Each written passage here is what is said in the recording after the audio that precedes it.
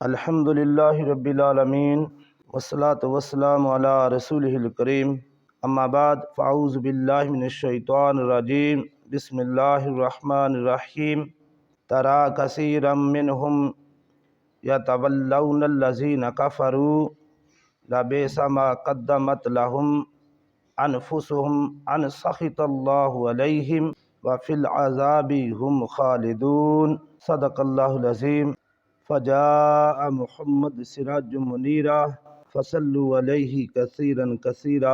سورہ مائدہ آیت نمبر 80۔ ارشاد باری تعالی ترى کثیرا منہم یتولون الذین کفروا، ان میں سے بہت سے ایسے لوگوں کو دیکھیں گے یتولون الذین کفروا، جو ان لوگوں سے دوستی رکھتے ہیں جو کافر ہوئے۔ لبئس ما قدمت لہم، بہت ہی برا ہے جو انہوں نے اپنے نفسوں کے لیے آگے بھیجا، جو انہوں نے کرتوت کیے وہ بہت ہی برے، اس کا انجام بہت ہی برا۔ ان سخط اللہ علیہم، اللہ ان سے ناراض ہو گیا۔ وفی العذاب ہم خالدون، اور وہ عذاب میں ہمیشہ ہمیشہ رہیں گے۔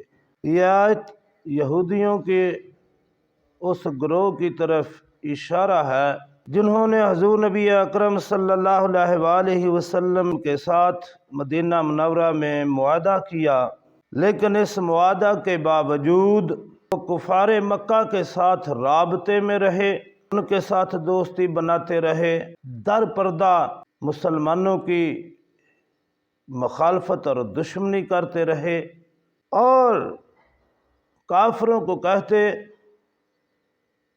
کہ مسلمانوں سے تمہارا دین اچھا ہے۔ تو اللہ رب العالمین نے ان لوگوں کا تذکرہ فرمایا ہے کہ دیکھو یہ آپ کے شہر میں رہتے ہیں، مدینہ منورہ میں رہتے ہیں، معاہدہ آپ سے کرتے ہیں، عہد آپ سے کرتے ہیں، لیکن دوستی یہ کفار سے کرتے ہیں۔ تو ایک چیز یہ بھی معلوم ہوئی کہ جو لوگ ریاست اسلامی میں رہتے ہوں انہیں ریاست کا وفادار بن کے رہنا ہوگا، مسلمان قوم کا وفادار بن کے رہنا ہوگا۔ اگر وہ غداری کریں گے، اگر وہ کوئی ایسی پلاننگ کریں گے جو مسلمانوں کے خلاف ہوگی، ریاست اسلامی کے خلاف ہوگی، تو پھر اس کا قلع کما کیا جائے گا۔ اور جو لوگ مسلمانوں میں سے بھی اسلام اور مسلمانوں کے خلاف کافروں کے ساتھ دوستیاں رکھیں گے وہ بھی اسی زمرے میں آئیں گے۔ تو اللہ نے فرمایا کہ آپ ان لوگوں کو ترا دیکھو گے، کثیرم منہم، ان میں سے اکثریت، کثیر تعداد، یتولون، دوستی کرتے ہیں، الذین کفروا، جو کافر ہو گئے، جو کافر ہیں ان کے ساتھ، جو حق پر قائم نہیں ہیں ان کے ساتھ وہ دوستیاں بڑھاتے ہیں، اور مسلمان قوم کے اندر کھاتے مخالفت کرتے ہیں، اور اپنے مفادات کی خاطر مسلمان قوم کے اور مسلمان ریاست کے مفادات کو قربان کر دیتے ہیں۔ ایسے لوگ جو ہیں ان سے کیا ہوا، لبئس ما قدمت لہم انفسہم، یہ سمجھ رہے ہیں کہ ہم بڑی دغا بازی سے کام لے رہے ہیں اور ہم بڑے کامیاب ہیں، ہم بڑے ہوشیار ہیں، ہم بڑے چالاک ہیں، ہم دھوکہ دے رہے ہیں مسلمانوں کو بھی اور دوسروں کو بھی، اور ہمیں جو ہے نا وہ کوئی نہیں پوچھ سکتا۔ تو اللہ نے فرمایا دیکھو یہ جو عمل کر رہے ہیں، یہ جو کرتوت کر رہے ہیں، یہ بہت ہی برے ہیں، اور یہ آگے جو انہوں نے بھیج دیا ہے، ایک دن آنا ہے کہ سب کا حساب کتاب ہونا ہے، یہ تو بہت ہی بری چیز آگے بھیج رہے ہیں۔ یہ جو عمل آگے بھیج رہے ہیں یہ تو بہت برے ہیں، اور ان کا انجام دنیا میں بھی برا ہوگا۔ ایک بات طے ہے، دیکھیں جن لوگوں نے بھی مسلمانوں کے ساتھ اور اسلامی ریاست کے ساتھ دغا بازی کی، ان کا انجام دنیا میں بھی بہت برا ہوا۔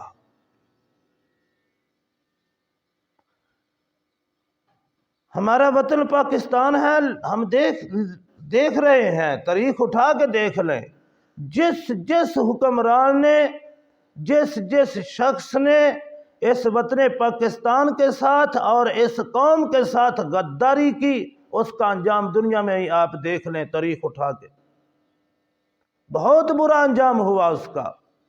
تو آخرت میں تو ہے ہی ہے۔ تو اللہ فرما رہے ہیں اگر یہ دنیا میں ان کو کوئی عذاب نہ بھی آیا، لیکن آخرت میں تو جو کچھ آگے بھیج رہے ہیں اس کا خمیازہ تو ان کو بھگتنا ہوگا۔ ان سخط اللہ علیہم، اور اللہ ان سے ناراض ہو گیا، اللہ ان پر غضبناک ہوا، اللہ ان سے غصے ہو گیا۔ اب یہ ہیں تو چند الفاظ، لیکن سمجھ تو اسے ہی آ سکتے ہیں نا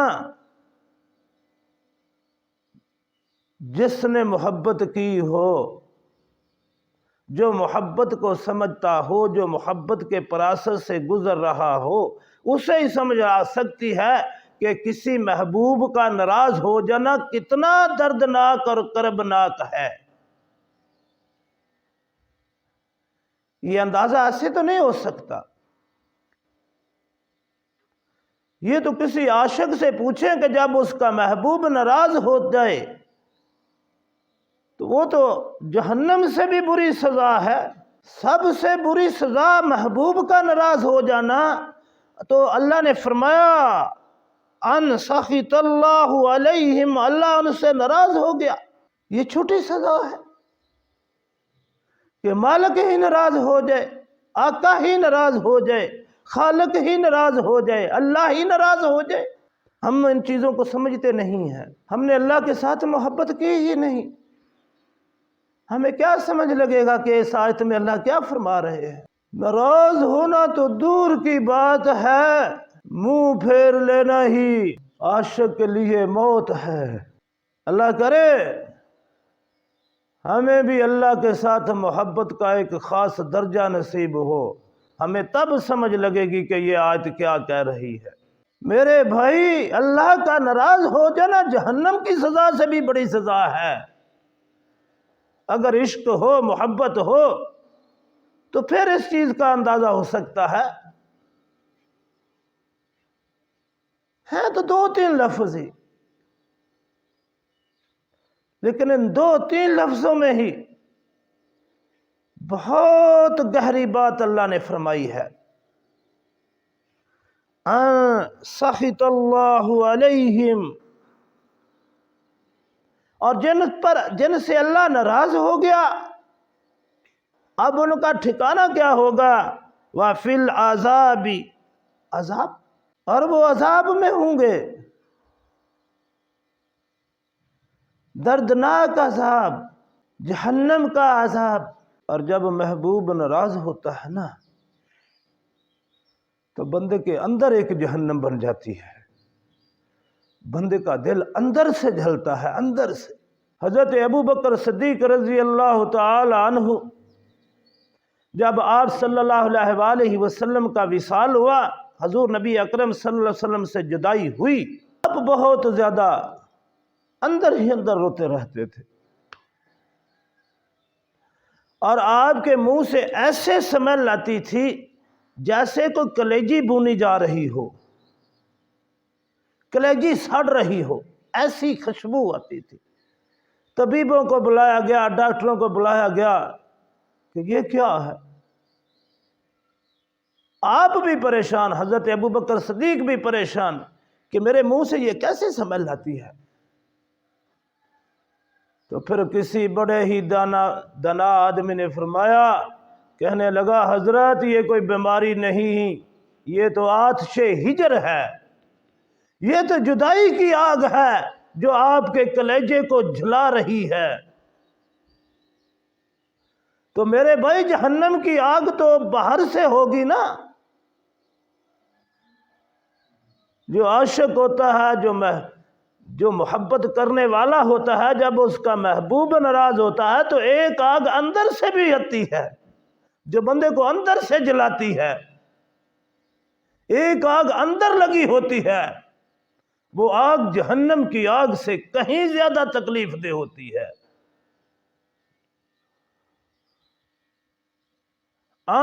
سخط اللہ علیہم، تھوڑا ہوتا ہے میرا دل تو کرتا ہے بس اسی پر بات کرتا رہوں،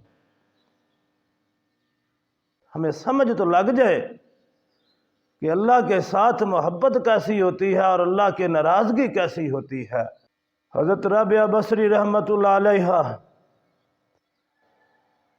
ایک دن اپنے ایک ہاتھ پر آگ کا اور دوسرے پر پانی لے کر کٹیے میں اپنے میں رہتی تھی، اپنے حجرے میں بہت کم باہر نکلتی، بہت کم لوگوں سے کلام کرتی، نکلی اور لوگوں نے دیکھا اور بس ارد گرد جمع، اماں جی یہ کیا آگ اور پانی کیا کرنا ہے؟ کہنے لگی پانی سے میں جہنم کو بجھانے نکلی ہوں۔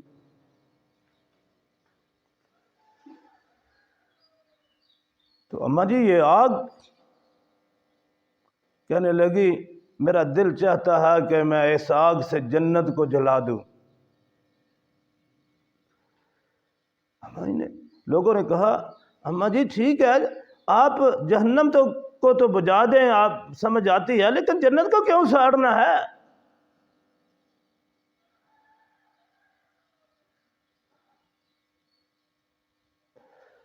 تو فرمانے لگی بیٹا، مجمع اکٹھا ہو گیا، بات سمجھانے والوں کا بھی انداز بڑا خوبصورت ہوتا ہے، اصل میں وہ بات سمجھانا چاہ رہی تھی نا۔ کہنے لگی بیٹا تمہیں کسی چیز کی سمجھ نہیں آئی، نہ جہنم کو بجھانے کی نہ جنت کو جلانے کی کوئی سمجھ نہیں تمہیں آئی۔ میں جہنم کو اس لیے جلانا چاہ رہی ہوں کہ لوگ جہنم کی ڈر کی وجہ سے گناہ چھوڑ رہے ہیں، اللہ کی محبت کے ٹوٹ جانے کے ڈر سے نہیں چھوڑتے، اور جنت کو میں اس لیے جلانا چاہتی ہوں کہ لوگ جنت کے لالچ میں نیکی کرتے ہیں، اللہ کی رضا کے لیے نہیں کرتے، اللہ کی محبت میں نہیں کرتے۔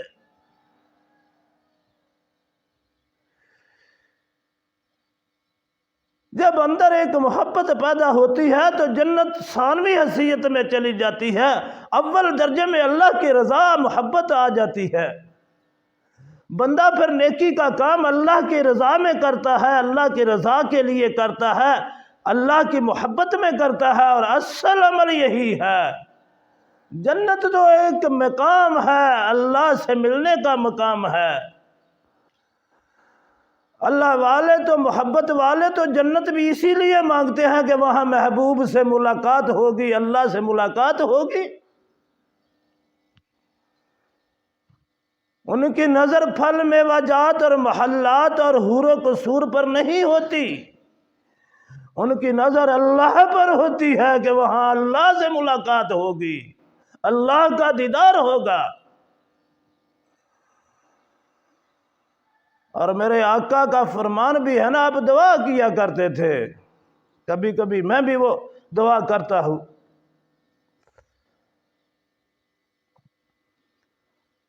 اللہم انی اعوذ بک من سخطک والنار، اے اللہ میں تیری ناراضگی سے تیری پناہ مانگتا ہوں۔ پھر آگ جہنم دوسرے درجے میں چلی جائے، اللہ کی ناراضگی پہلے درجے میں آ جائے، اللہ کی محبت پہلے درجے میں آ جائے، جنت دوسرے درجے میں چلی جائے۔ میں کیا بیان کروں، وقت کا تقاضا ہے کہ بس کروں، ورنہ سخط اللہ علیہم، اللہ ناراض، میرا اللہ ناراض، اللہ ناراض۔